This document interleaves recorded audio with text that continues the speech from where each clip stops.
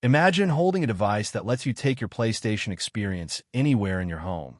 A device that feels familiar, sleek, modern, and yet surprisingly different from anything Sony has released in years. Today, we're diving deep into the fascinating world of the PlayStation Portal, the handheld remote play system that has taken the gaming community by storm, raising excitement, curiosity, and some very heated debates. And whether you absolutely love the Portal or you think it's Sony's weirdest idea ever, stick with me until the end, because this story is a whole lot bigger than just a handheld device. It's about the past, the present, the future of PlayStation, and how the Portal might secretly be the beginning of something much bigger than anyone expected. Now, let's start with a simple question. Why does the PlayStation Portal exist? Because on the surface, it almost feels strange. A device that can't run games on its own, doesn't use cloud streaming, and requires your PlayStation 5 to be powered on nearby. Some people immediately dismissed it with a single sentence. It's just remote play. But the truth is the Portal is way more than that. It represents a shift in how Sony sees the modern gamer. Think about the world we live in now. Families share living rooms. TVs are often occupied. People are working remotely, moving between rooms, juggling responsibilities, trying to squeeze gaming moments into busy schedules. And PlayStation knows this very well. They understood something. Gamers want convenience just as much as power. This is why the Portal exists. It's PlayStation saying, you deserve to play your console games whenever you want, even when someone else is using the TV. And that idea resonates with millions. But let's dig deeper, because the Portal isn't just an accessory. It's a statement. From the moment you pick it up, the first thing you notice is the controller design. Sony didn't try to reinvent anything here, and that was a smart move. The device looks and feels exactly like a DualSense controller split in half with a gorgeous screen in the middle. And that's intentional. They wanted it to feel instantly familiar. No learning curve, no weird louds, no compromises. You get the adaptive triggers, the haptic feedback, the touchpad functionality. Everything that makes the PS5 controller special is built directly into this device. It doesn't feel like a handheld pretending to be a PlayStation. It feels like a PlayStation. Then there's the screen. An 8-inch full HD LCD panel capable of running games at up to 60 frames per second. The moment you fire up a game like Spider-Man, God of War, or Horizon, the visuals pull you in. It's vibrant, it's smooth, and surprisingly immersive for a device you hold in your hands. But what truly makes people curious is the Portal's limitations. No Bluetooth support, no cloud streaming, no ability to run apps or native games. So, why would Sony skip features that seem so obvious? Well, here's the fascinating part. It looks like Sony didn't want the Portal to compete with the PlayStation 5. They wanted it to extend the PS5, not replace it. And if you think about it, that's a smart business move. The Portal keeps you engaged with your PlayStation ecosystem no matter where you are in the house. It's not a separate platform. It's an extension of the one you've already invested in. But let's step into the mind of a potential buyer in the US. Imagine coming home from a long day. The TV's taken. Someone's watching Netflix. Someone else is doing homework. The living room is loud and busy. But you want to play your favorite game. You don't want to disconnect the PS5 and move it. You don't want to sit inches from your monitor. You just want comfort. You want freedom. With the Portal, you can sit anywhere, your couch, your bedroom, your porch, even your kitchen while you're waiting for dinner, and continue your games seamlessly. That's where the Portal shines. Not by being powerful, but by being convenient. Now let's talk about something that many reviewers don't mention enough. The Portal's emotional experience. There's something nostalgic about holding a dedicated gaming device again. Something that brings back memories of the PSP, the PS Vita, and long nights of handheld gaming. And the Portal triggers that nostalgia beautifully, even though it's built for modern gamers. But here's the twist. For all the excitement the Portal created, it has also sparked controversy. Some gamers argue, if it can't play games locally, what's the point? Others ask, if it requires fast, stable Wi-Fi, how useful is it really? And these are fair questions. But the reality is this. The Portal isn't designed for everyone. It's designed for a very specific type of gamer, the kind who values flexibility, comfort, and seamless access to their console. And if you fit into that category, the Portal feels almost magical. Now, let's talk performance. Remote play has existed for years, but the Portal gives a new life. The device is optimized specifically for PS5 streaming. Minimal setup, minimal delay, minimal frustration. You pick it up, tap one button, and within seconds, your PS5 screen is right there in front of you. No phone mounts, no Bluetooth controllers, no cables, no distractions, just pure gaming. But let's be honest with each other. No device is perfect. The Portal struggles in homes with poor Wi-Fi. It struggles with games that require lightning-fast reaction times. And if your network is crowded or slow, the experience will suffer. Which brings us to the bigger picture. Why would Sony create a device like this, with such limitations, in a world full of powerful handhelds like the Steam Deck, the ROG Ally, and the Nintendo Switch?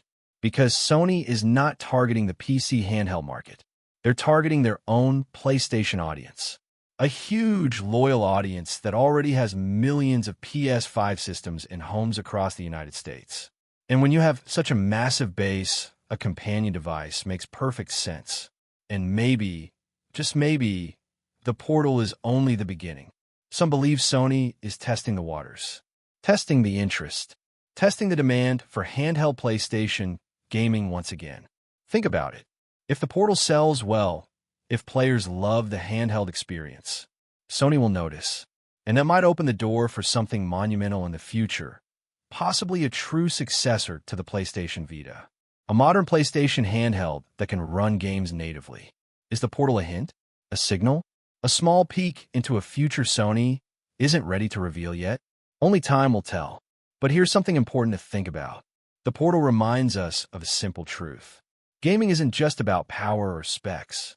It's about accessibility, comfort, flexibility, moments of joy squeezed between the chaos of everyday life. Whether you're a parent, a busy student, someone sharing a home, or just someone who wants to relax in bed while playing your PS5, the Portal respects your time. It adapts to your lifestyle instead of forcing you to adapt to it. And in that sense, it might be one of Sony's smartest moves. But before we wrap up, here's a question to ask yourself. How do you play games? Do you sit at a desk with a monitor? Do you play on a big screen? Do you enjoy handheld devices? Do you move around your house while playing? Because the Portal isn't trying to replace anything. It's trying to fit into your life, your routine, your comfort zone. For some people, this device is a dream, a lightweight, immersive PlayStation in your hands experience. For others, it makes no sense, a device they simply don't need. And you know what? That's perfectly fine. Not every device has to please everyone, but every device has a purpose. The PlayStation Portal is not meant to compete with the biggest gaming handhelds. It's meant to solve a specific problem, giving you the freedom to enjoy your PS5 anytime, anywhere inside your home. So whether you're sitting on the couch, lying in bed, relaxing by a window with a cup of coffee, or just try to escape the noise of your household, the Portal gives you something simple and incredibly valuable. Control over your gaming time. And maybe that's why, despite all the debates, despite all the criticism, the Portal is selling out again and again. Because it offers something no other handheld does. The PS5 experience without the TV. In the end, the PlayStation Portal is more than a device. It's a reminder of why we play games in the first place. To relax, to escape, to explore new worlds, to enjoy a moment of peace in a busy life. And if a device helps you capture those moments more often, maybe that's worth more than specs or power. Thank you for listening. And if you enjoyed this deep dive into the world of the PlayStation Portal, stay tuned, because the future of PlayStation handheld gaming might be just beginning.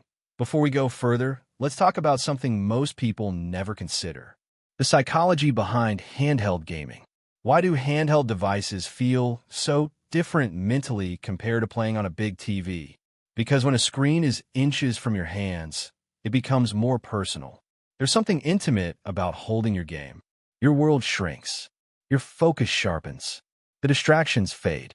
And that's something the PlayStation Portal taps into in a surprisingly powerful way. Suddenly, the same games you've played on your TV, games you thought you already knew inside and out, feel different. More personal, more immersive, more yours. Take God of War Ragnarok, for example. On a big TV, it feels grand, epic, larger than life. But when you play it on the Portal, it becomes something else entirely, a story you carry with you as you sit in bed or curl up on the couch. You feel closer to the characters, closer to the world, almost like you're flipping through the pages of a beautifully illustrated book. And that's the magic handhelds have always had. The PSP had it. The PS Vita had it. And now, surprisingly, the Portal brings that feeling back, even though it relies on streaming. But let's go deeper, because the Portal hints at something much bigger than just convenience. It hints at how Sony views the future. Think about this for a second. Sony didn't have to make a handheld. They could have ignored the handheld market completely. They could have stayed focused on the PS5, their flagship. But they didn't. They chose to create the Portal. That alone tells us something important. Sony is paying attention. They see how popular handhelds have become again. They see how people are gaming on phones, tablets, laptops, portable PCs, even cloud services. They see the rise of mobility. And the Portal might just be their first move. A quiet move. A cautious move. But a move nonetheless. Now imagine this. What if the Portal is step one? What if Sony is gathering data, real usage numbers, real feedback, real habits, before making their next giant leap? Because let's be honest, Sony doesn't release anything without a long-term strategy behind it. The Portal could be the testing phase, a warm-up, a rehearsal, a way to understand how hungry the PlayStation audience is for a true handheld experience again. And make no mistake, the demand is there. Every time a new handheld launches, whether it's powerful or not, people ask the same question. Will Sony ever make another Vita? And the Portal, intentionally or not, adds fuel to that fire. But let's bring this conversation back to the real-world experience, because the Portal's biggest strength doesn't come from specs or theory. It comes from how it fits into everyday life. Picture this. You're lying in bed at night. You're tired, but you want to unwind. Turning on the big TV feels like too much effort. Sitting upright in a chair feels like work. But holding a small, lightweight handheld? That feels relaxing. That feels easy. That feels right. You grab the Portal, press one button, and your PS5 springs to life in the other room. A few seconds later, you're right back where you left off. No loading interruptions. No moving hardware. No complicated setup. Just play. Instantly. Effortlessly. And it's in those small moments, the quiet, personal moments, that the Portal shines the most. But convenience isn't the only reason people love this device. There's also something incredibly stylish about it. The sleek design, the symmetry, the way the screen floats between the DualSense grips like a futuristic piece of tech pulled straight from a sci-fi movie. It looks modern. It feels premium. And it fits perfectly into a world where everything is becoming portable. Our phones, our work, our entertainment. Now let's talk about another important angle. Family life. A lot of gamers in the US live in shared spaces. Maybe you live with roommates. Maybe you have kids. Maybe you share a TV with your partner. Maybe you're in a dorm, an apartment, or a small house where space is tight. The Portal changes how you game in these environments. No more waiting for the TV. No more negotiating screen time. No more relocating your console to a separate room just to play for 20 minutes. In a world full of responsibilities, the Portal gives you something priceless. Freedom. And that freedom leads to something even more important. More playtime. You can pick it up at nighttime, during short breaks, during quiet moments, during times when the TV used to be off limits. Over days and weeks, those small sessions add up. Before you know it, you're finishing games faster, exploring more, experiencing more. That's something people underestimate a lot. Convenience doesn't just help you play more comfortably. It helps you play more often. And the people who truly get the Portal understand that. But let's address the critics for a moment, because they make valid points too. Some say the Portal is overpriced. Some say it lacks features. Some say it's just remote play. But here's something interesting. Most people who say that never actually used the device for more than a few minutes, or they haven't lived with it. Because the Portal is a lifestyle device. You can't fully appreciate it until you integrate it into your actual routine. It's like wireless earbuds. When they first came out, people said, why not just use wired headphones? And now, everyone uses them because convenience eventually wins. The Portal works the same way. Once you get used to picking up your PS5 anywhere in your home, going back to being tied to a TV feels restrictive, almost old-fashioned.